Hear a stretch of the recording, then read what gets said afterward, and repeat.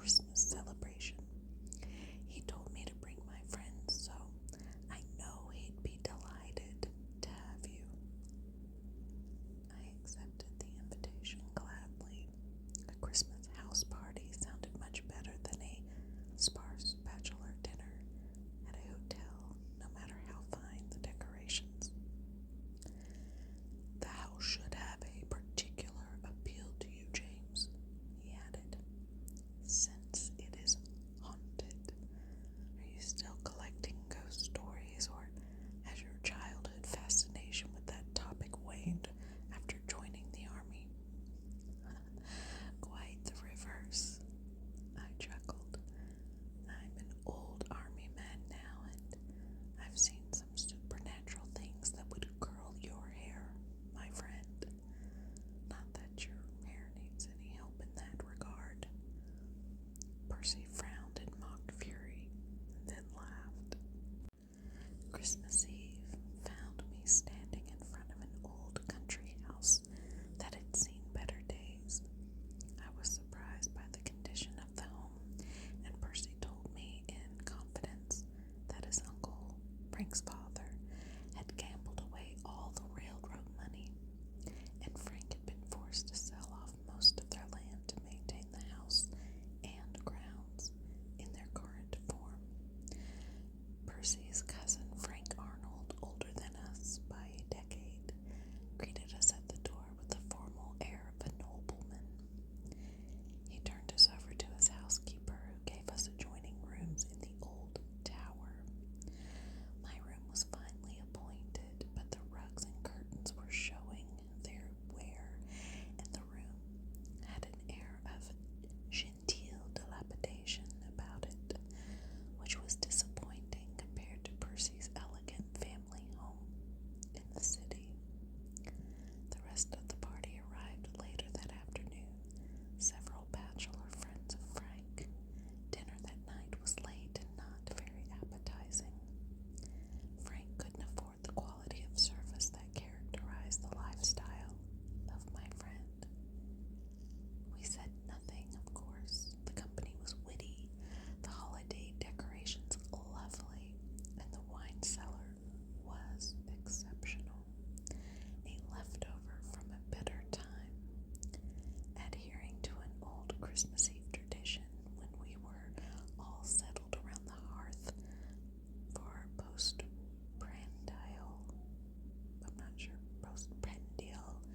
drinks and dessert. Frank told us the ghost story for which the house was famed. After a decade before the American Revolution, a wealthy younger son of an English nobleman came to America. He purchased land and built this very mansion, which was to be his family's seat in the New World. Then he sent word for his betrothed to come at once, so they could be married and start their new life in this land of opportunity. But she spurned him and eloped with a Scottish laird she met during his absence. Embittered, the young nobleman retreated to his new house, swearing that he would never marry. He spent the next decade amassing wealth and lands, ignoring local society and cultivating friendships with the local bachelors. He even started a men's club, like White's in England, to keep the local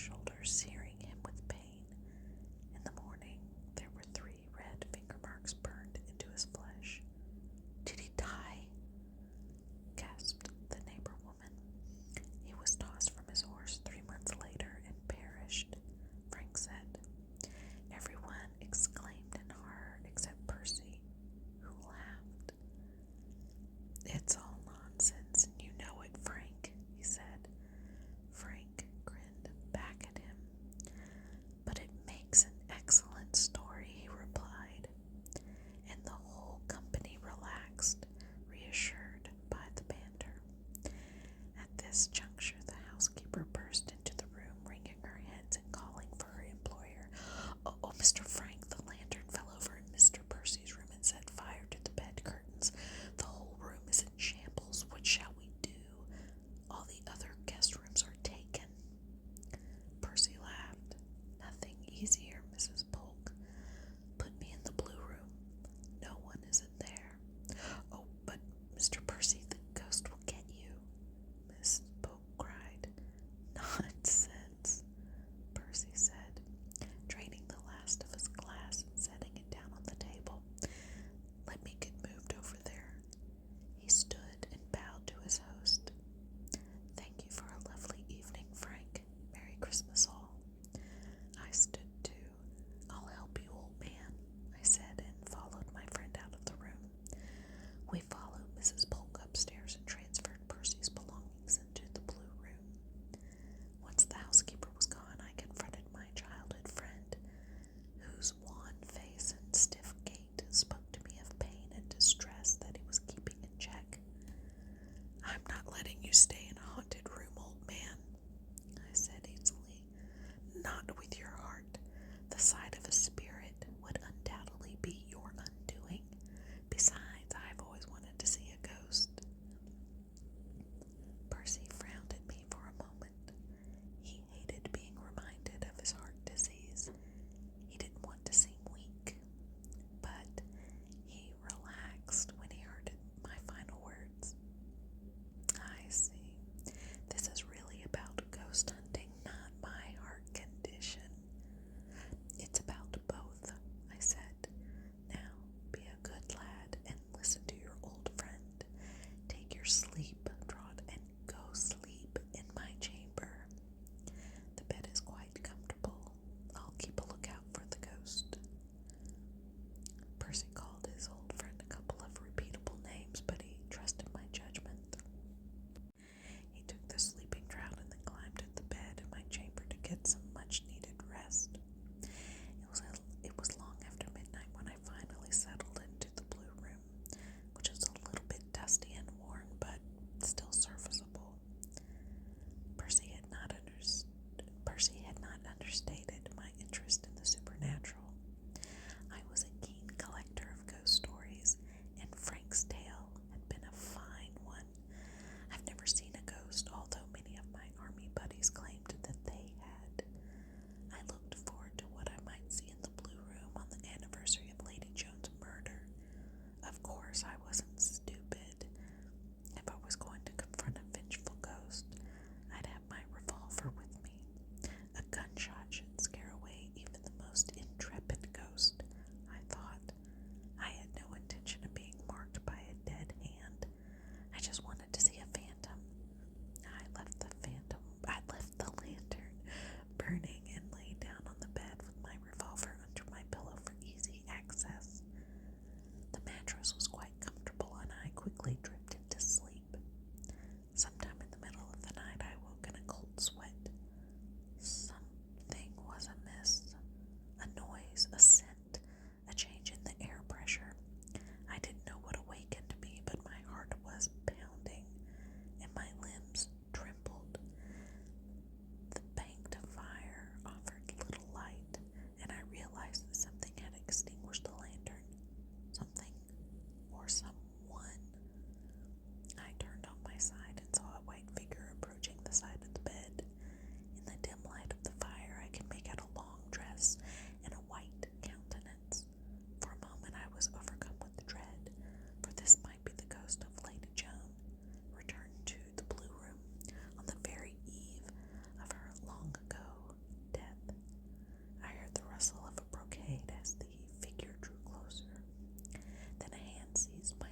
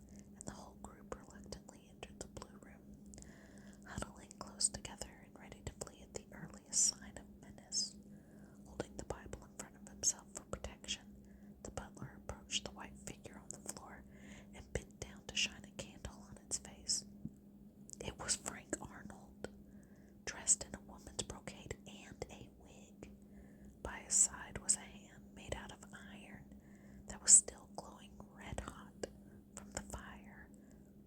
Behind the tapestry, we found the door to a secret passageway still opened to admit the master of the house after he played his terrible trick on the sleeper he thought was his frail cousin. Frank was bleeding heavily from the bullet to the chest. They put pressure on the wound, carried him to his bedchamber, and sent for the doctor, but it was apparent that Frank wasn't going to live. Fortunately for me, the local judge was one of the house guests, and he obtained a full confession from Frank before he died. Frank had lost all of the family money, and the bank was threatening to foreclose on him. He was Percy's only living relative, so Frank knew he would inherit Percy's fortune if his cousin died without marrying. Frank needed that money to save his house and lands, so he contrived with the housekeeper to render Percy's room uninhabitable, and then snuck into the blue room to frighten his heart-weakened cousin to death by pretending to be the ghost of Lady Joan. It was a despicable plan, and it would have worked if I hadn't traded places with my childhood friend. Frank died on Christmas